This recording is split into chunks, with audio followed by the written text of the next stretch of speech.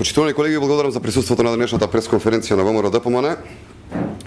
Во текот на вчерашниот ден ја коментиравме кадровската понуда на Социјалдемократскиот сојуз за овие парламентарни избори. Но негативните реакции кои таа понуда ги предизвика и понатаму се огромни. Фактот дека единствен критериум за составување на листите биле или фамилиарните релации, или бизнис релациите, или степенот на лојалност кон Бранко Црвенковски предизвикуваат отпор не само кај граѓаните, туку и кај членството на Социјалдемократскиот сојуз. Ваквите листи кои што ги понуди СДСМ нема да влијаат штетно само на СДСМ, туку со ваквите листи целосно се деградира улогата и функцијата пратеник. Очигледно е дека Социјалдемократскиот сојуз не бирала луѓе кои се угледни и докажани, туку единствен критериум била слепата послушност кон Бранко Црвенковски. Општинските организации на СДСМ во внатрешноста, но и во Скопје, кои не добиле добитни места, само поради позиционирањето на тие места на едни исти луѓе од кругот на Бранко Црвенковски, веќе не го кријат своето незадоволство. Но тоа е нивна работа и тие сами ќе одлучат како ќе постапуваат понатаму. Наша обврска е суштински и аргументирано да дискутираме за профилот на нивните кандидати, затоа што тие се дел од изборниот процес кој граѓаните треба да знаат за кој и за што ќе гласаат. Во денешната своја изјава, генералниот секретар на Социјалдемократскиот сојуз вели дека нивните кандидати, слушате внимателно, имаат висок авторитет во местата во кои што живеат и таму се кандидирани. Но не објасни дали кога ја даде оваа изјава мислеше на себе, бидејќи тој самиот не живее во Струмица или Пилеп, каде што е кандидат или Јани Макрадули, кој не живее во Кичево, или пак Стефчо Јакимовски, Горан Мисовски, Емилијан Станковиќ, кои што не живеат во Штип, во Берово или во Чашка, а таму се кандидати.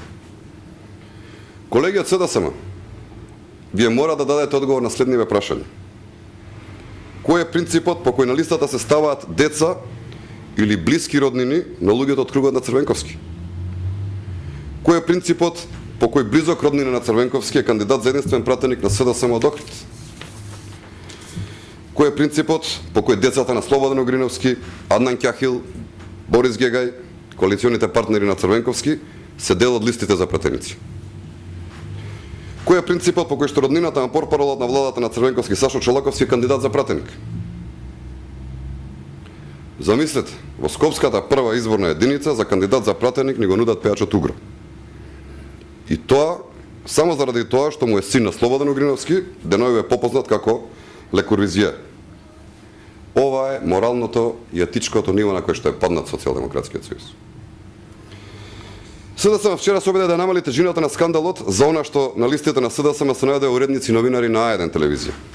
Велат дека до вчера овие новинари биле независни, а од денеска ќе биле партиски кандидати. На оваа приказна, почитувани колеги од Социјалдемократскиот сојуз, не може да ви поверуваат ни вашите најсилни поддржувачи, ни вашите роднини. На сите им е јасно каква улога за вас игра А1 телевизија. А1 телевизија е вашиот најлојален партнер на овие избори. И тоа коалиционен.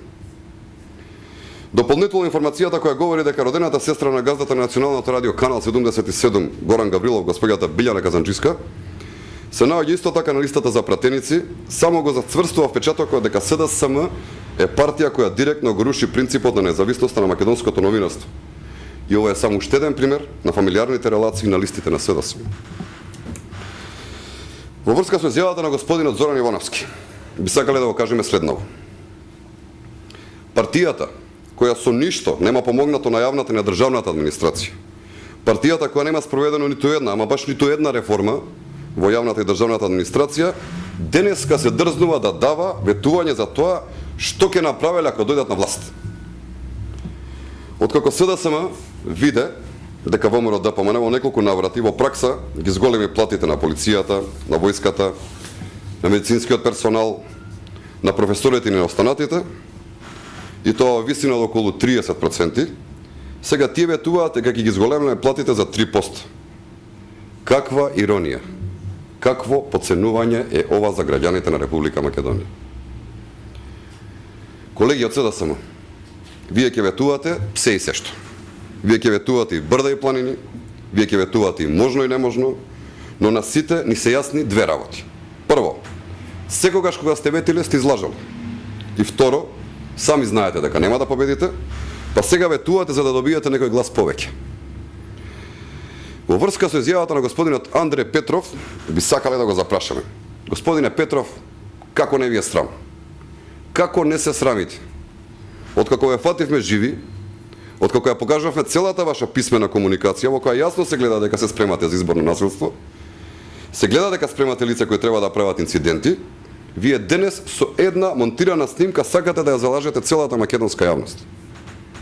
Не еден, вие може да облечете 100 луѓе во портокалови маечки и да монтирате снимки. Но тоа е лага.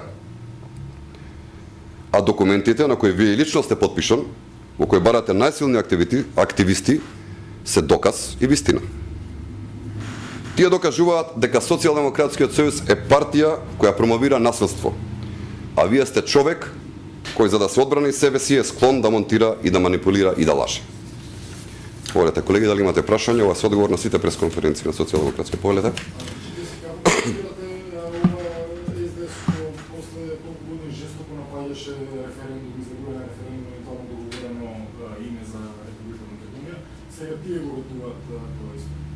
Па, знаете, како сите останати работи во Социјалдемократскиот сојуз се е променливо.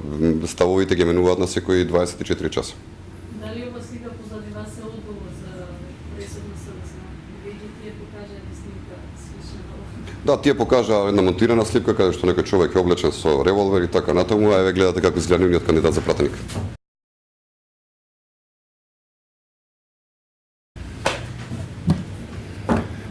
Дали имате друго прашање?